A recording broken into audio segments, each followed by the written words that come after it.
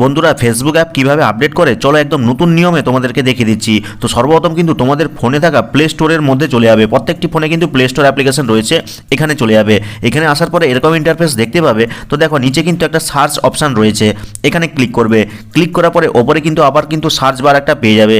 এখানে এসে জাস্ট লিখে দিবে ফেসবুক আর দিয়ে এই সার্চ আইকনে ক্লিক করে দিবে। ক্লিক করলেই কিন্তু এরকম ইন্টারফেস পেয়ে যাবে, অর্থাৎ এখানে ফেসবুক অ্যাপ্লিকেশনটা চলে আসবে এবং নিচে কিন্তু একটা আপডেট বটন শো করবে। তো এখন আপডেট যদি করতে চাও তোমার ফেসবুক অ্যাপ্লিকেশনটিকে, এই আপডেট বটনে ক্লিক করে দিবে।